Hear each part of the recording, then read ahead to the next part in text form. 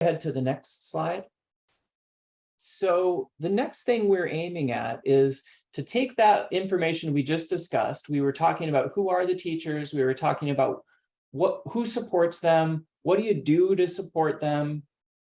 And that's sort of to prime our thinking about those individuals, about their struggles, about your current efforts, prior to sharing what it is that these interview respondents or survey respondents shared with us about their experience with mentoring. Now, I've said this before, I'm gonna say it again. Induction is more than mentoring. It's more than what you do the day before they go to class. It's a period of time, and it involves a group of people. It involves a lot of different activities. When we asked specifically about mentoring, it was almost as if we opened a valve and people's interest in telling us what's hard about their job came out. So when you see these results, you'll notice that. But I want to underline, we are not supposing that one mentor is going to do all this, or one mentoring program can do all this. Okay, so let's go ahead with our next slide. All right, thanks. So like Nick mentioned, this survey went out to novice special education teachers in the state for whom we had email addresses through our state system. And so for novice special educators, we define that as educators with 1, 2, or 3 years of experience. So you can see here the range of respondents in terms of years of experience. There were 144 total responses. And of those respondents, 76% of them were assigned a mentor through their district, an official mentor. We did not ask specifically if it was a best mentor or a specific type of program, but most of our beginning special educators indicated that they did have a mentor. Okay. Okay, so I'm going to start with what we tried to get at in terms of from our the respondents, what they understood as the role of their mentor, the purpose of their mentor, and and what we, I guess, expected to see versus what we are seeing from the results. So we asked on a scale from 1 to 5, which of the following mentor supports was a priority. So for instance, we expected to see instructional support, classroom management support, but overwhelmingly we found that support with compliance requirements, IEPs, behavior intervention plans, FBAs were the #1 area of priority that these beginning special education teachers identified as most needing support. Yeah, I'll just give you a second to look at this, and we'll talk more about these results in our breakout groups in a little bit. Support finding resources, the second one that came up in terms of priority rating. You'll see that reflected in some of the other responses and open-ended responses as well. Just being able to identify, if we think about a mentor can't do everything that a special education teacher needs. There has to be a web of support, and knowing who or where to go to find that support needs to be curated for these beginning teachers, for them to know who to ask and where to go. Yeah, so we'll come back to some more related to that in a second. Okay, so of all of those areas that we asked in terms of the purpose of a mentor, these kind of closed-ended responses, the open-ended responses also revealed that beginning special educators want their mentor to be a true collaborative partner, someone that they can walk alongside with and learn with and grow with, and really trust them to have that partner role with them, as well as being an advocate for their role as well as the needs of their students with disabilities. So advocating for across the building and with administrators, the supports that are needed for students with disabilities and supporting all students in the building. But a lot of the the other things that we asked directly were also reflected in the qualitative responses around needing support with compliance and IEPs, and emotional support, being able to just have an ear when things are overwhelming. Okay, next one. Okay, then we delved a little deeper and asked about the specific content that beginning special educators were interested in working with their mentor around. And so we see the top one around positive behavior supports as the most the highest priority of need from beginning special educators. So you'll see positive behavior supports, MTSS, specially designed instruction, and social emotional learning really coming out overwhelmingly as the biggest need. What I also want to point out are at the bottom of the list here are family partnerships and culturally responsive practices.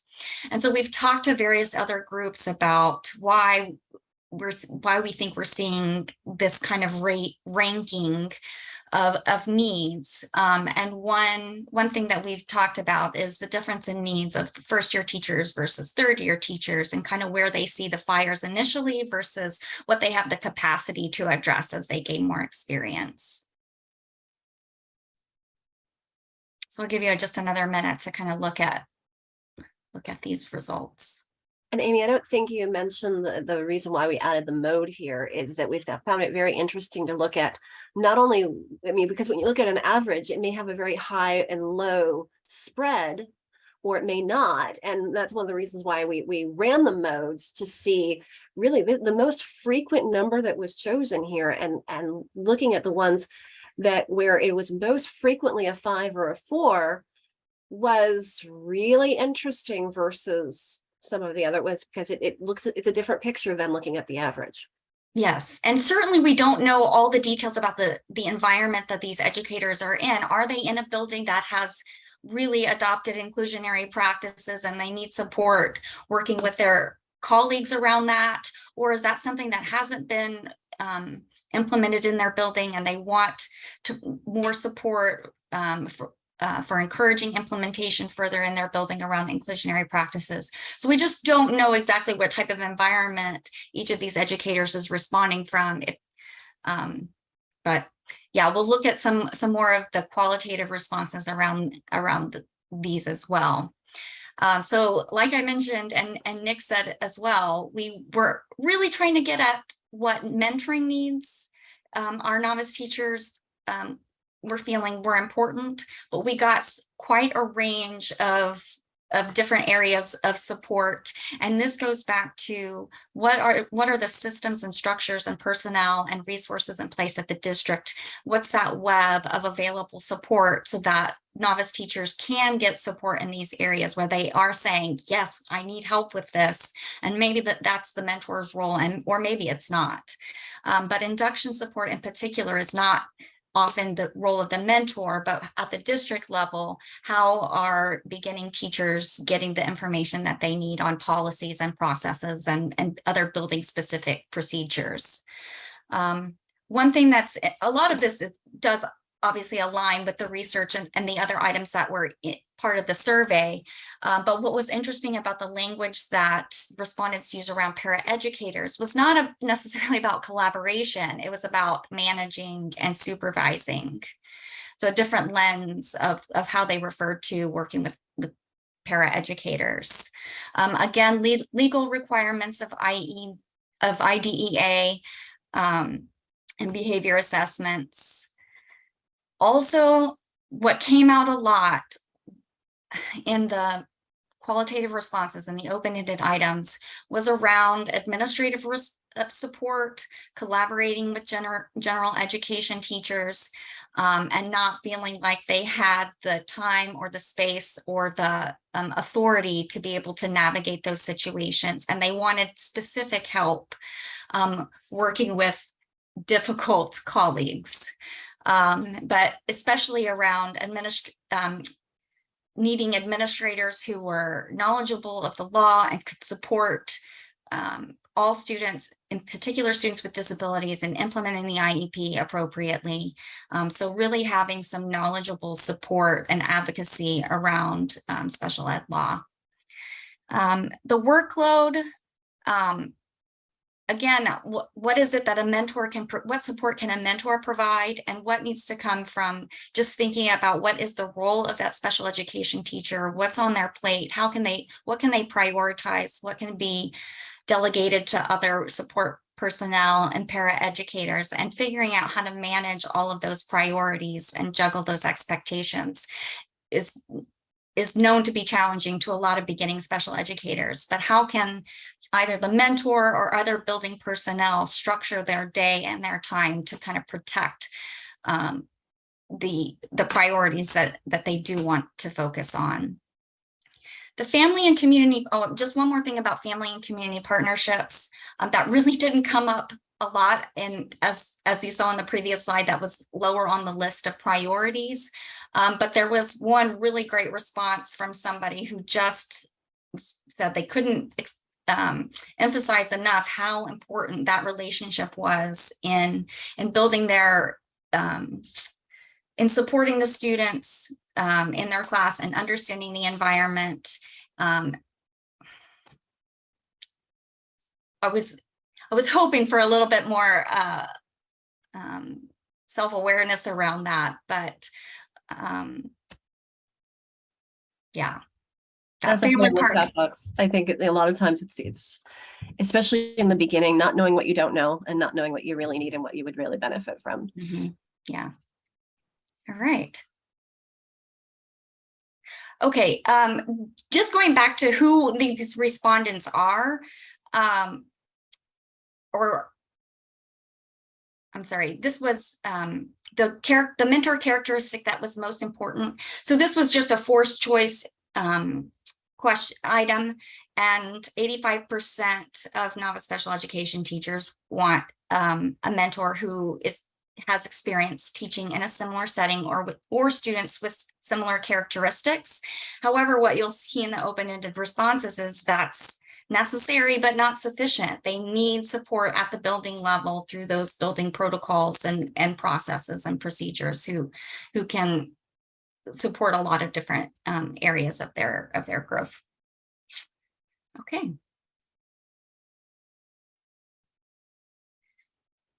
So again, the characteristics of a mentor: who do they want? What kind of a person do they need in that mentor role? And like I mentioned, they want someone with a background in special education, but they also need someone who is in their building and can help guide them through those through the day and through whatever those protocols are. But someone who is safe, easy to talk to, calm and thoughtful demeanor, and supportive and responsive. Obviously the things that all of these qualities that we want in our mentors, but how are we creating an opportunity for our mentors to have the space and the availability to be proactive and responsive and available when the mentee needs their support? Okay. And practices, again, going back to beginning educators' desire for someone who can be a true collaborative partner. They want to be able to share ideas, share experience, have that traditional gradual release of from the relationship, and providing support, direct support on the IEP. So some very specific technical support, as well as more general best practices. Okay. I think this is pretty straightforward and expected.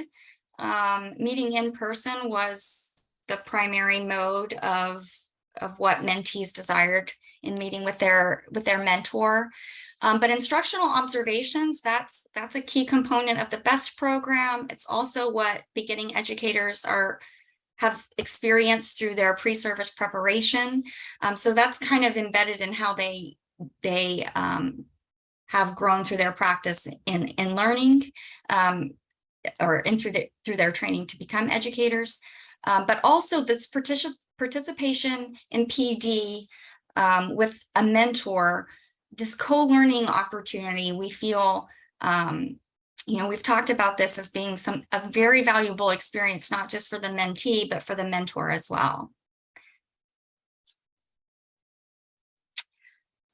Okay, again, going back to the program structures, our respondents indicated, what would you want for your mentor? What is the structure of a mentoring program that would best support your mentor in supporting you? And they talked about being able to have regular and a regular contact that's expected at a regular interval. Opportunities for observations and debriefs, but so many of them expressed that they knew their mentor just didn't have the time and the capacity to meet all of their needs. They had unmanageable workloads themselves, and so they didn't want to burden their mentor with more responsibilities and more time with them. And recognizing the value of their mentor and wanting their mentor to be compensated for their time and be available to them. So that was what they were asking for, really more time, more consistent time that was protected. And the mentor match, sorry, one more thing about that. There was some comments about being able to either have a say in who their mentor was, if that was an option, being able to know that that was going to be a good relationship fit, but also the opportunity to end the relationship if it was no longer meeting their needs. Okay.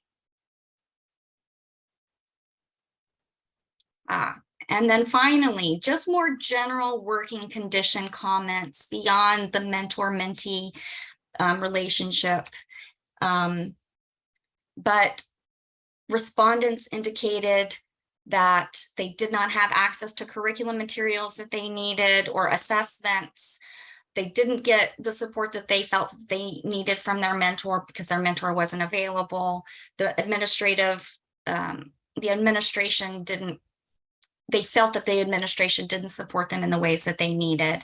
Again, this difficulty with collaborating with gen ed colleagues, they're not protected time, that PLC time to collaborate. They weren't viewed as instructional leaders or consultants for their gen ed colleagues, and just the general workload of trying to do it all. So, I mean, we've seen this in the research. I mean, this is all what you are saying as the issues that are causing our special education teachers to burn out. They're not feeling that they're included in the community. They're feeling isolated. They're not supported. And these are the reasons that they're not able to commit their energy to supporting the students. So these were some of our takeaways from the survey, but when we go into groups, we will we'll be able to talk more about what implications you see for your districts and regions. But a mentor can't do it all. There has to be other district supports. Who's the web? Who's part of the web of support and resources? The orientation, from orientation to the building to the central office administrators. What are the expectations of the mentors, and how is that communicated out to the mentees? How are we structuring that role and the other roles, the other support roles, to complete or to meet all of those needs? And figuring out ways, as we've talked about, to get both in building and a mentor with special education background to meet the variety of needs for those educators.